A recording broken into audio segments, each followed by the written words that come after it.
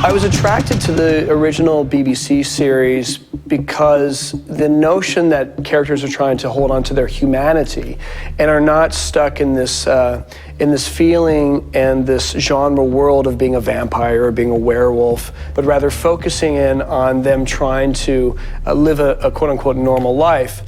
And then I read the scripts that Jeremy Carver and Anna Frick had written, and I was really, really impressed and taken with their take on the material and their way of reimagining it for a North American audience.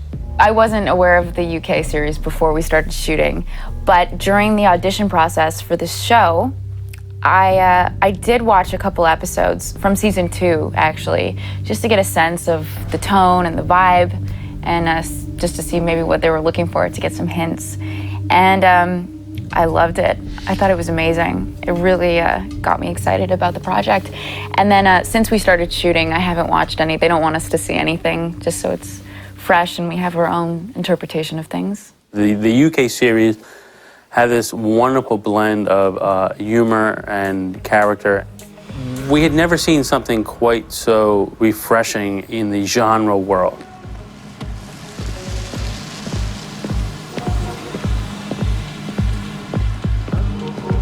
Rebecca?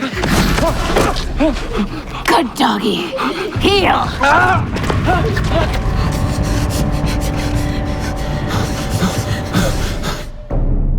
The BBC show is, in my opinion, spectacular, and so I want to honor that, and it motivates me to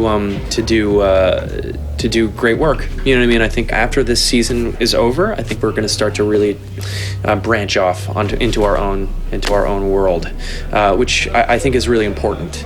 You know, they're doing their show, we should do our show, and they should be two separate entities. Speaking on behalf of my partner, Anna, and then the other writers on the show, Chris Dingus and Nancy Wan, the single most challenging aspect about writing the show this season has been interweaving what was before in the UK version with what we've created out of whole cloth on our end. We're trying to give a very urban, young 20-somethings making their way in a big city and having to deal with big city issues while keeping under check their secrets. What, did somebody get disemboweled? Because I do want to see that. Everything's fine. Oh my God. Oh my God, no!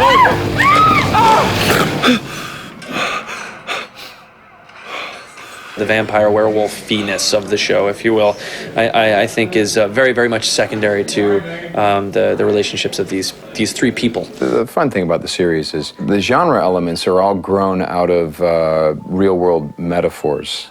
You know, Josh being kind of an angry guy, having this wolf inside him. My character, I think I've played it somewhere between sex addiction and heroin addiction. You could take these scripts and change vampire to heroin addict and largely change nothing about the script. It was pretty much the same script. And from what I understand, that's how the British series got started. That's what I responded to. They are challenged with giving up their humanity through their own afflictions. For Aiden, he's constantly being tempted by his bloodlust from being a vampire.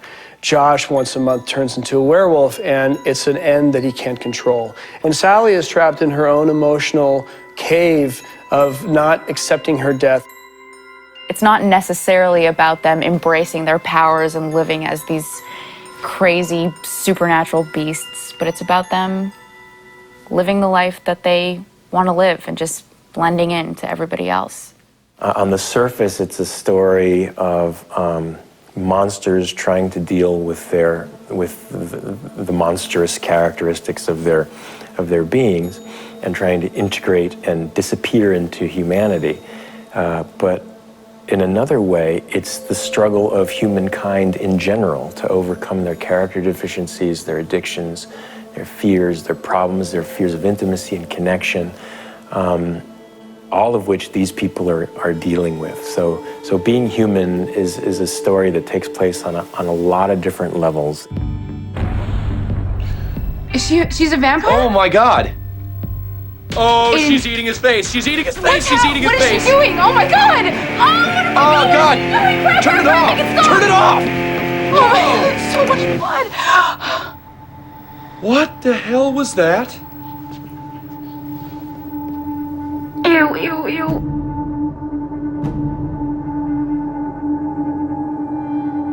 Sally, Aiden, and Josh are bound together as roommates because they all share a common playing field. They are all monsters. And even though their experiences with their own monsterness, if you will, are different, and the details as such are different, they are not able to participate in the world as regular, normal people. So when these three people are together in the house, they're able to come together as a small family because they're able to relate to each other as monsters and are able to be accepting of each other's and not looked at or upon each other as freaks.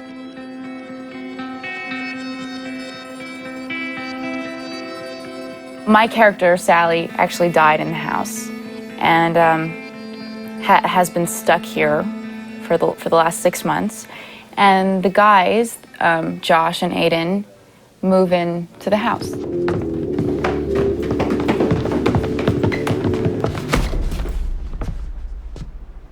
Oh, ladies and gentlemen, the Bobbsey twins. I am God. I am everywhere. I drive all night just to get back home. Are you trying to scare us with Bon Jovi?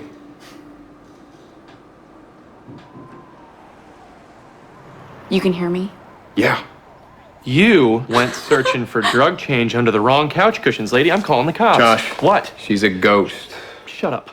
His intention was to move in with his friend Aiden, you know, and it's almost like if you moved into a new apartment or a new house and you discover that there's some slacker living on the couch that won't leave. Josh can be a little bit much, and Sally has this youthful exuberance that can also be, you know, the volume is a little bit turned up. Aiden is certainly the most muted of the three. It's all very mysterious to me. I don't know anything about this world of the supernatural. What Sally really wants to do is connect with somebody. She's been alone for 6 months now. Nobody can see her, nobody can hear her. When the guys finally come into the house, it's the first time that she's able to talk to someone. She's not completely alone. It was great meeting you. At least I don't masturbate to Nova.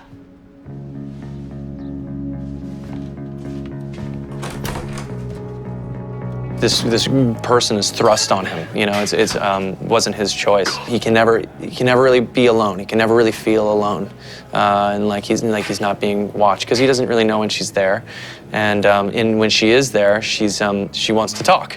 She wants to, you know what I mean? She wants to be there with you. Josh is desperate to keep that side of him, his werewolf side, to himself and to, you know, close in. Josh, I was gonna get my master's, and now I have nothing to read but stupid blogs over your shoulder. I've tried to leave. I don't know how. Then figure it out. Sally, figure it out, okay? Because my life sucks enough without having to live in your purgatory. It's probably nothing personal against Sally, although she's, you know, a little bit more exuberant than I think he would like. But ultimately, I think it ends up being a really, really good thing for him. He's sort of going through what I'm going through now. So we find that we have similar issues and the things that we're dealing with on a day-to-day basis. Josh, you were my best friend. Why shut me out? Look, Emily, I told you. It's complicated. Are you sick? I'm sorry. What are you doing? You have to go! Josh!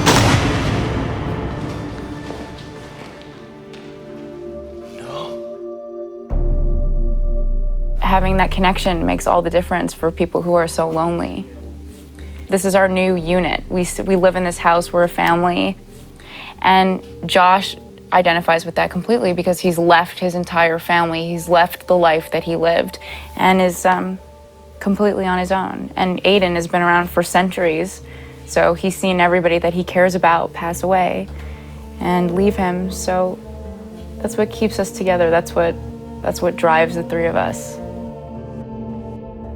I'm not certain that Aiden and Josh would be great friends if they didn't have this mutual need. to look out for each other. I think Aiden realizes that his struggle against his problems are too big for him alone. He needs someone kind of helping him out. Because he's been around for 200 years, he's very, very good at hiding things. But what's fun is to go, okay, 200 years of experience in hiding things, hiding your emotional state, hiding how you really feel about something, hiding who you are. What kind of emotional trauma would it take for you to betray that wall, that armor you built up around you? What I like about Aiden is definitely, I feel like he is the person that I can go to with any of the questions I have about the state that I'm in.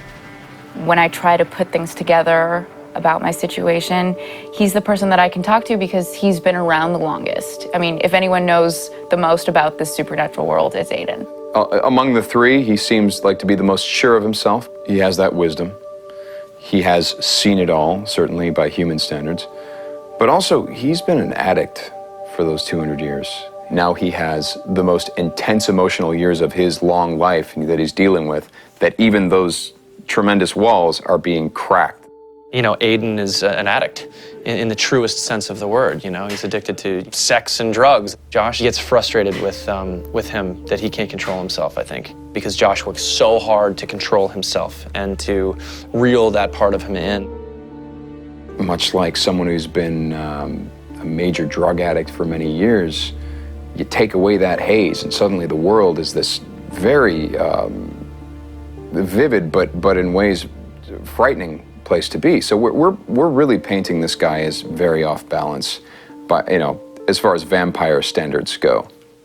We wanted this character to be more human and accessible than, say, what you would think from a wizened old vampire. He hasn't really been dealing with sort of virgin emotions that haven't been touched for hundreds of years, that are just completely blowing his wig back.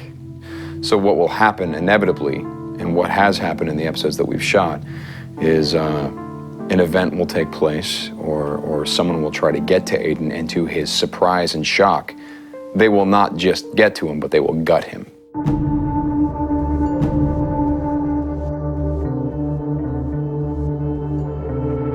The monster rules have been mind-boggling to keep up with. We started very on keeping sort of a packet of monster rules, and the list is endless. Being Human has taken the mythology of what it is to be a werewolf, a ghost, and a vampire, and looked at the literally thousands of years of different cultural, historical backgrounds of what it is to be a monster in each one of those cultures, and looked at ways to incorporate those mythological traits into the show while trying to turn each one of them on their ear. So there are some things that you will expect, and there are some things that you won't expect. You have to do this now. Does your mom cook with garlic? I don't know. Seriously, is that a thing? For real? No, Josh. I guess so. Does it kill you? No, it doesn't. It makes us us. When you're presenting a genre show, your normal genre fan expects you to follow the rules. Take this. Josh, listen to me. If he gets inside, you need to cut his head off. You need to cut it off completely. Do you understand me? What? Okay. How does a vampire die? There's many different mythologies on what kills a vampire. So we decided on a couple versions, And those rules we can use to our advantage, and it helps the audience also. For example, a vampire crossing over the threshold. Well, we have to decide, do we want to use that rule or not? Do we want to say a vampire can enter a house without permission or no? And we decided no. A vampire has to ask permission to enter the threshold of a house. So once you establish that rule, the audience knows it now. So now you can create dramatic situations, because if a vampire is coming to attack you, you know they can come only up to the door and they can't go any further. But if you were to break that rule constantly, then you would, I think, in some ways be letting down your audience who would think that you were bending a rule just for the sake of expediency for a story. A certain number of rules adds to the fun of the show, because when people understand what the rules are, they understand the stakes that your characters are dealing with. If you understand that a werewolf only has a couple hours after sunset until he turns, then you understand the timing issue when Josh is running around trying to find a place to change, and you realize he can't just change when he wants.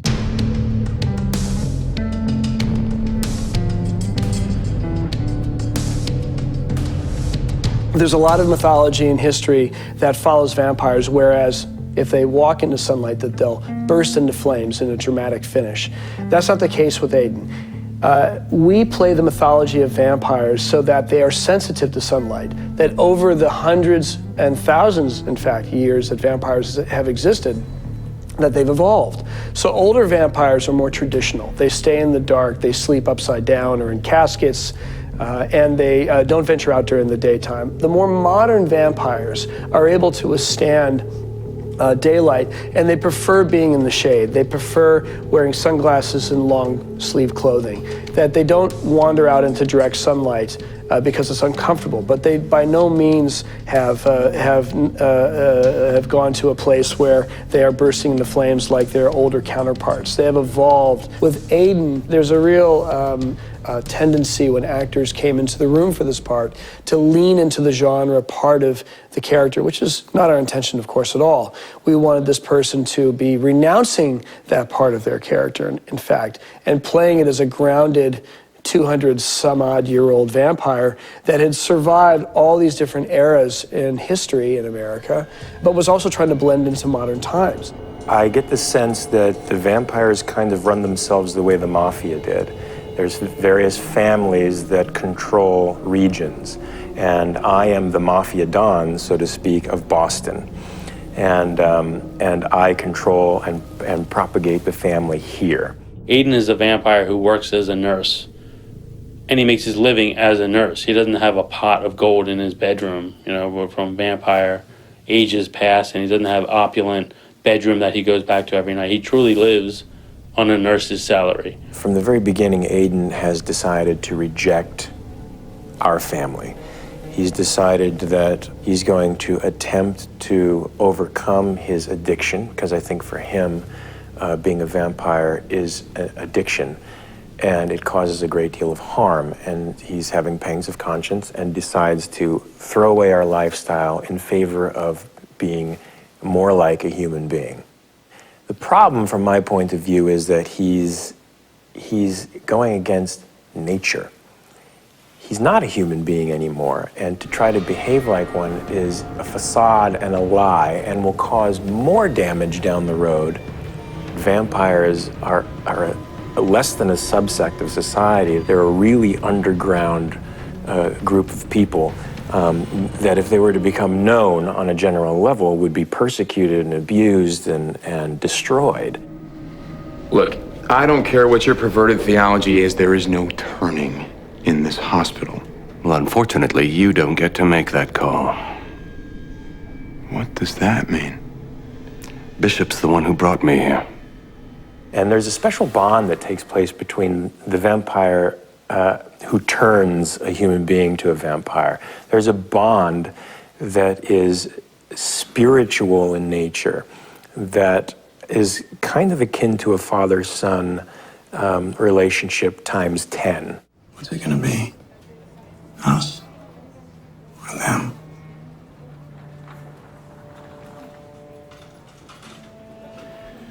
I choose them. So I'm constantly trying to bring him back into the fold. Now, there's practical reasons for that too, and that is he is deadly efficient. He is a predator of the first degree, and I would rather have him on my side than on my enemy's side.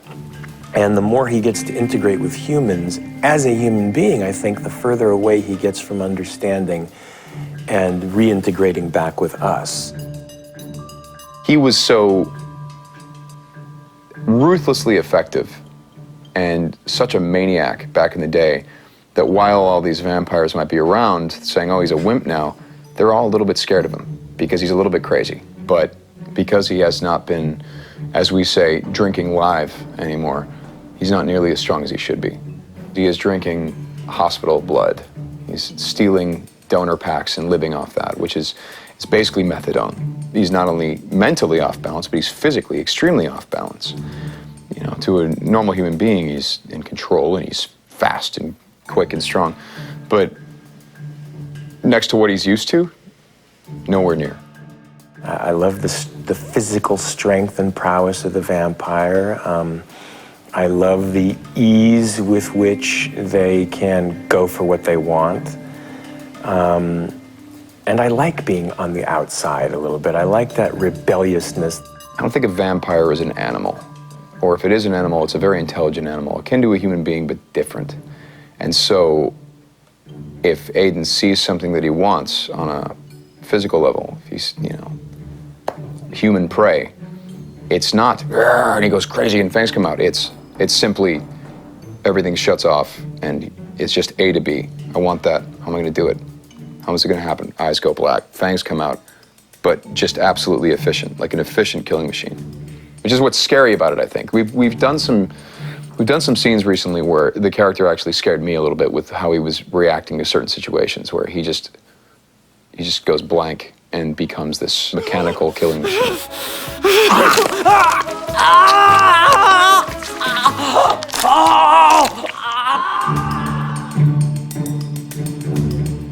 For Sally, the ghost, we really wanted somebody who was going to be able to access the depth of her sorrow for the loss that she had endured through her death, but also be able to have a cup half full vibrancy and an energy and a magical nature to her, so that when she came into the room, that she caught your attention. And the lovely Megan Rath is all of those things. Like the British show, we play her solid. She's not like Casper the Friendly Ghost, where you can see through her, but people can't acknowledge her who are not in the same sort of monster category, if you will. Josh and Aiden can see her because they both have these kind of monster afflictions. The only thing that Sally knows about ghosts is from Whoopi Goldberg. There's something that's blocking her, that's not letting her grab the doorknob. Her hand is going right through it. There's something that she can't connect with leaving. For all intents and purposes, she's stuck. She doesn't know why she's stuck. She knows a little bit about why she's a ghost, but she doesn't understand why she can't move on. And this becomes her single challenge in season 1, is to figure out exactly how it is that she's able to move on and what sort of emotional hurdles she can overcome in order to get there. I think with Sally, she is in danger of not only being isolated, but becoming what many ghosts, in our universe at least, have the potential to become, which is slightly unhinged, poltergeisty, revenge-seeking ghosts. And she would be in danger of being that ghost rattling around the attic with chains, if not tethered in some way to this world. And I think Josh and Aiden serve as that tether for her. There's lots of layers of what ghosts are. There's poltergeists, there's apparitions.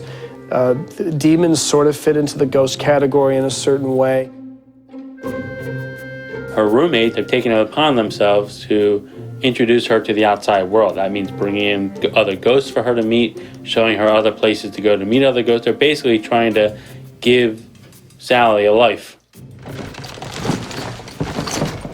Stop shaking the house right now. Yeah, can't. It's called a crisis. Not my fault, I swear! No worries. Try. Okay, when you whisper to me, it makes me feel like a ghost. And that makes it worse. We have really tried to base many of her ghostly powers very strongly on her emotions. Being a ghost could be interesting because you could do all kinds of interesting things if you had that mischievous disposition.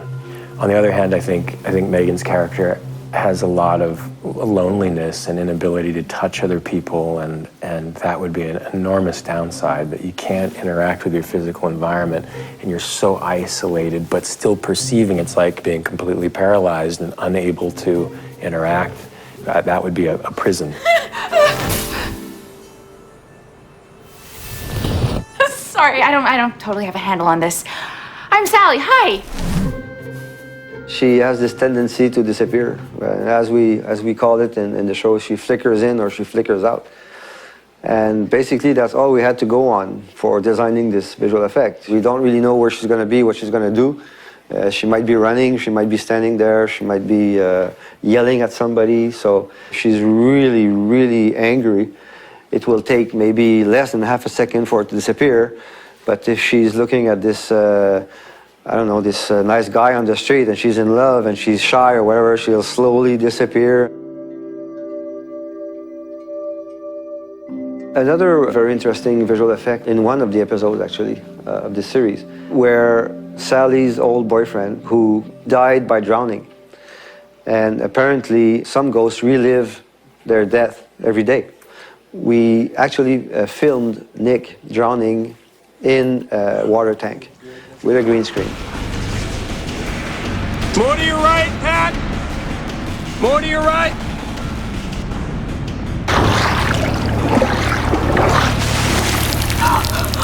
Nick!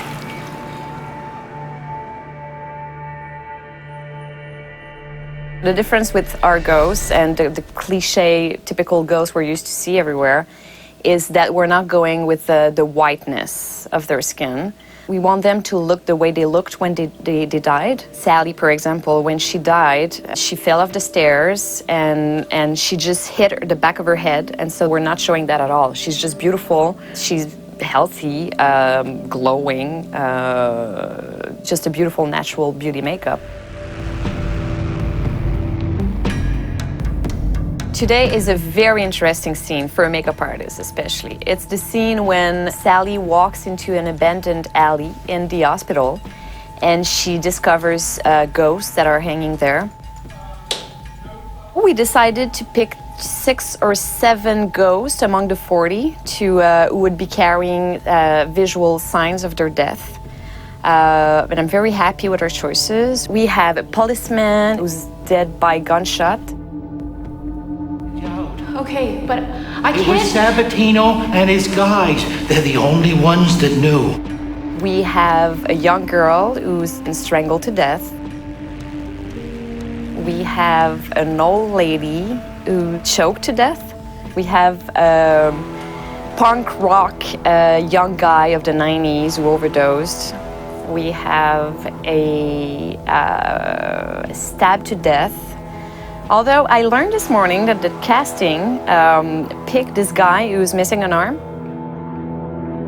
Hello, sir. How are you? I'm good. How are you? Good. This? Yes. Okay.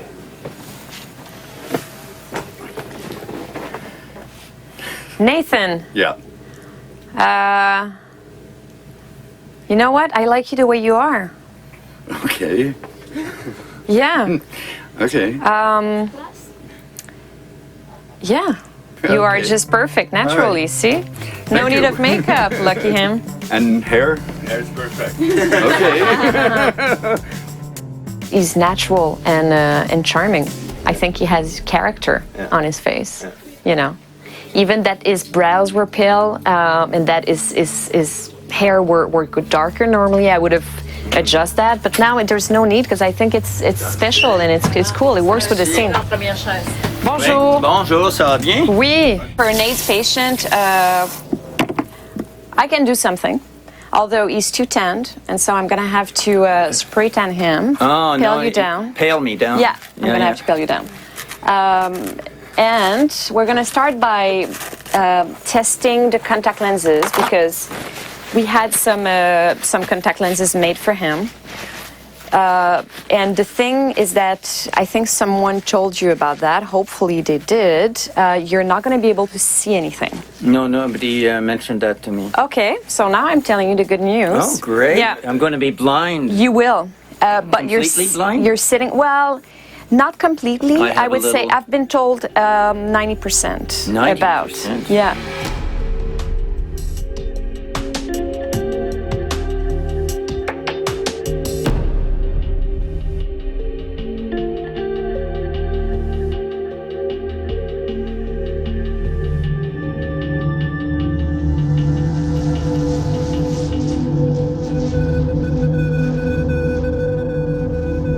In regards to the mythology surrounding werewolves, we are pretty traditional in the way that we follow the rules. It's on the 30th day of every month, the full moon. Even as Josh is transforming, and you're going to see this in the pilot episode in the first couple minutes, Josh is fighting the transformation every step of the way, and his face, in fact, is the last thing that transforms.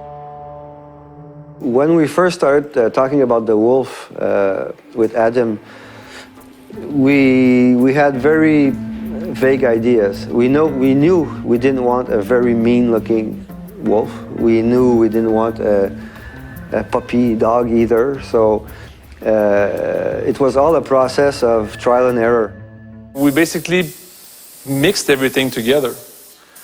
Sketched it, sculpted little maquettes, little miniature versions of the wolf, and discussed it with everybody at Sci-Fi News. We sit together and we say, okay, we like those legs, we like this snout, we like this thorax or this area, and these legs and these arms and these paws, and we all got to a point where we liked what we saw. So we sent it to everybody, the producers, the network, and everybody said, that's it.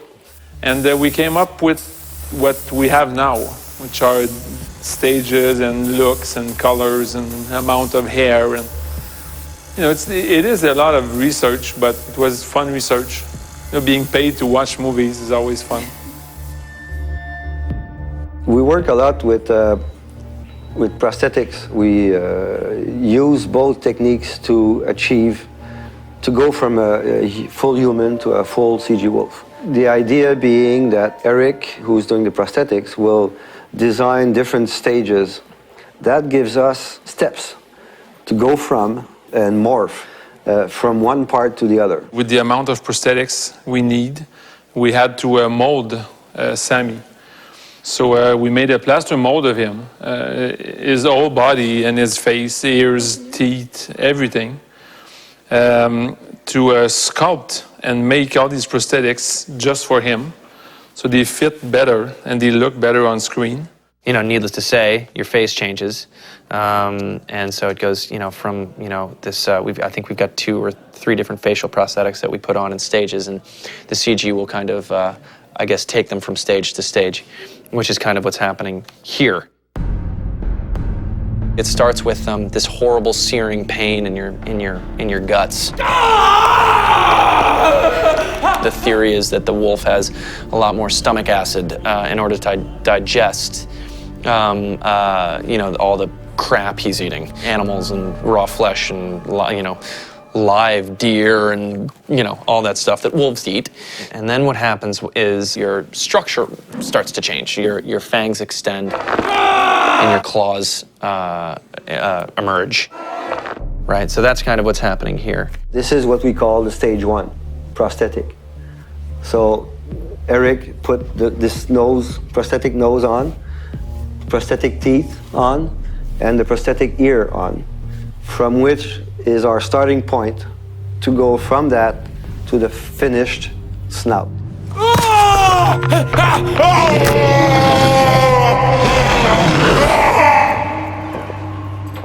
Right now, they're gluing on a facial prosthetic. It's actually the first stage of the transformation. And this will be all painted and match my skin tone and look all veiny and crazy. And I'll have the first stage of the claws. They're resin, and they have done a beautiful job painting them. They're basically just super glued onto my my fingernails, and I'll have crazy teeth in, and it's pretty cool. Today, this is all I'm doing because it was such a huge day that they actually used a couple body doubles to put the other stuff on so that I could shoot this morning. So they've got the real heavy stuff on. When there's more facial prosthetics, and we don't need to have the real Sam go through the 6-hour makeup, it's always better to have a double. So today we have 3 wolves that are all Josh, basically. Sammy's the lucky one right now because he has the small prosthetic with just the nails. Yeehaw! I didn't know I liked the guy, so I tried to give him a break. The prosthetic part is really the first few frames of this whole sequence, because from that we add our own computer-generated snout. Our reference picture for today, because we shot a couple of weeks ago, is this guy, which I just saw yesterday with the computer graphic enhancements. It was pretty amazing. The motion tracking step So as you can see, there's a computer-generated mesh over his face that moves perfectly to his face movement. That's the first step. Because whatever we have to put on or to add on has to follow whatever he does with his head. And it's a bit boring without sound. You know why? Because you're going to hear the bone crackling. As every step of the way, his bone structure changes inside, and you're going to hear that. And that's going to hurt. Today, we are shooting a scene where the vampires have kidnapped me and are now and have placed me in a dog fight of sorts. It's a werewolf fight. So I'm strapped to a chair and put in a pen with another werewolf, and it's basically a fight to the death. No. What's wrong? They're your normal teeth, buddy. I know. Always when they first go in, they're a little uncomfortable, but Really? yeah. All right. So, Edvi, can you blend around the eyes, please? Yeah.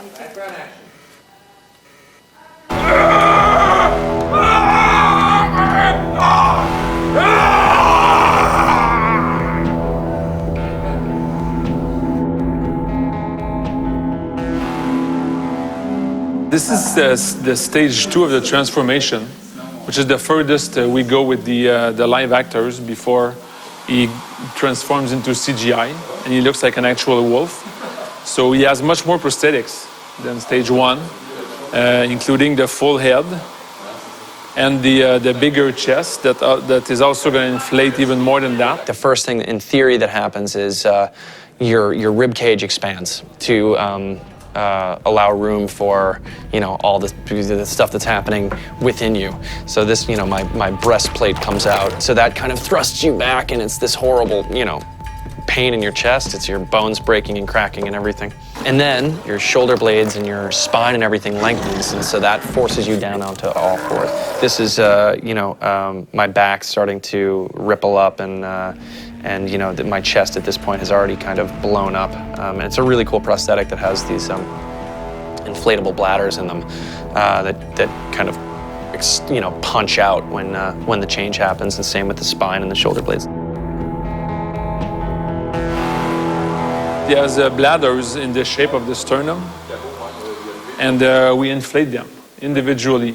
And you'll see on set when it inflates, it gets pretty big, double this size. It's very interesting and weird. And so now we glued these 5 different pieces plus the bladders. And the last thing we wanted to keep for Zach's comfort were the hands. So now we have to stick the hands on him. Because as you can imagine with the hands, it gets pretty complex to eat or do anything, if you know what I mean. These are really a fun prosthetic to wear, by the way, because your hands are in these, for all intents and purposes, gloves that you can't use your hands at all. So you can't eat, you can't pee. You feel a little impotent. The crummy thing is, you go in early in the morning, you're exhausted, but because it's on your chest and your back, you can't sit down. So you have to just stand there the whole time while they put this stuff on.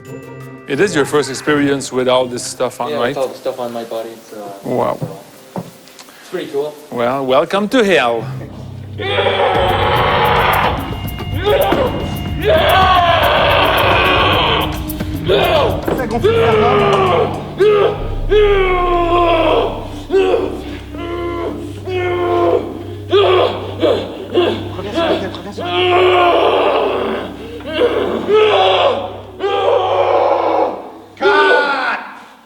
Jesus, right, well done.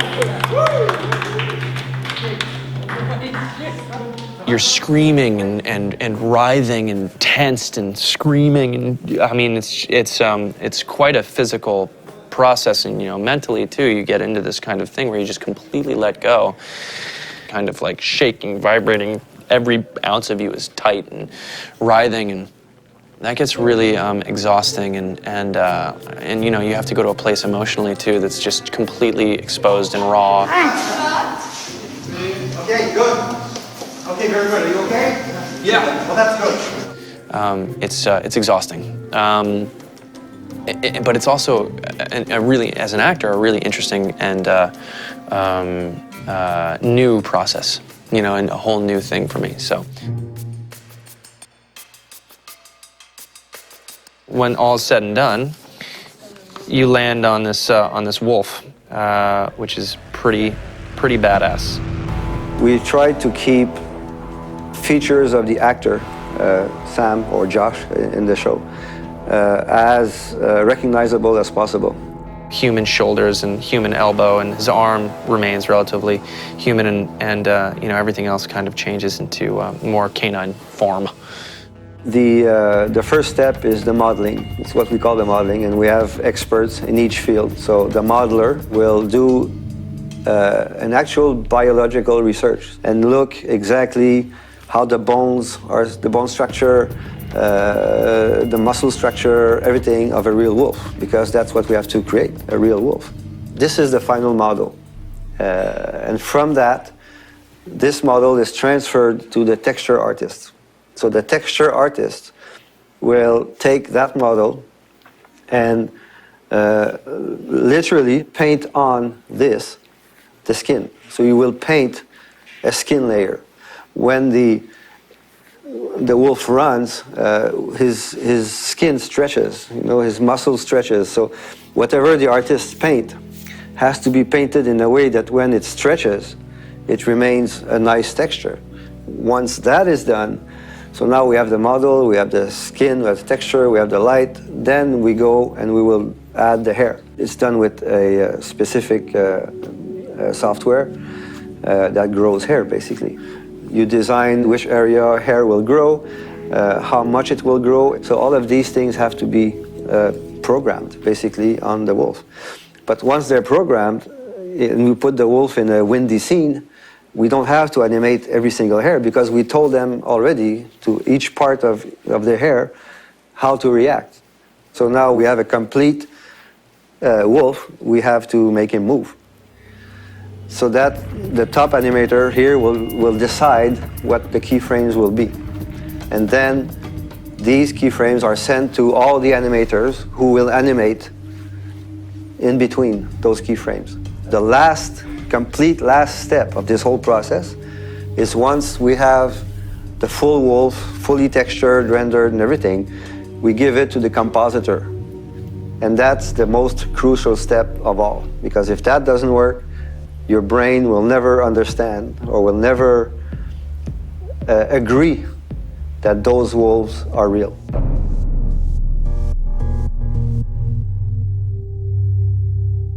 There was a very, very big note on my script when I read it the first time, was that I didn't want the style to overrun the substance.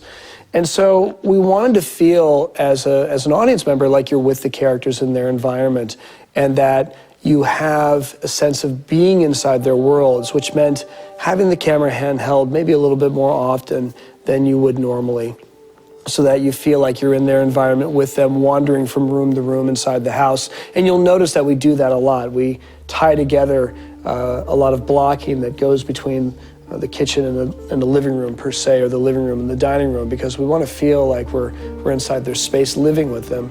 At the same time, we wanted to take advantage of having our own characters be isolated in their own emotional worlds at times, as we see them often alone, pensive, thinking about what scenes they've just come from or what decisions they're about to make. And so we reserved the right to go the other way and to make them feel very alone in their environment and very isolated. Sometimes we knock the focus out behind them so that it makes it feel emotionally like they're existing in their own mind for a moment. I think science fiction is a medium that allows you to explore some very cutting-edge issues with safety. Issues of loneliness and connection and conscience and addiction, all of these things which may be really sticky and go down difficult in a normal drama, and maybe even be heavy-handed in a normal drama, can really flow and make the story go rather nicely when it's put into this supernatural realm. You know, we're taking a lot of risks with some of this material, and when you take risks like that, you're never really sure exactly how it's going to come out. But it wouldn't be worth doing if you didn't take those risks. So that's fun. We're going to try really hard on this show to not draw comparisons to True Blood or any other supernatural show that's on TV right now. I think that's kind of our job, is to make the show unique and original, and I think that's the beauty of it, to be honest. I don't think there's anything on TV that's like this right now. We don't really do some sort of vampire, werewolf, ghost thing without making very specific statements about elements of life that really, I believe, any viewer could completely relate to. You know, you may not know it consciously at first. You just kind of feel like, yeah, I felt that way. I know what he's going through. I think if you take away all those elements, all the gore, all the special effects, all the CGI, if you take all of that away, the story is still just as compelling. It's not about those elements. I'm a sci-fi fan, but I don't have like a universal love for all that stuff, and I really know almost nothing about the vampire thing. But all I knew was that when I read the script, I really wanted to play this character. That was it. I read it and I was like, this is an incredible character, and I really, really would like to do it. It's very cinematic in the way that it's shot, and it's dark and beautiful and haunted and everything that's amazing about the story. It's been a really, really nice thing to be able to play this nice kind of developing story that is Josh, and I can't wait to see where it goes.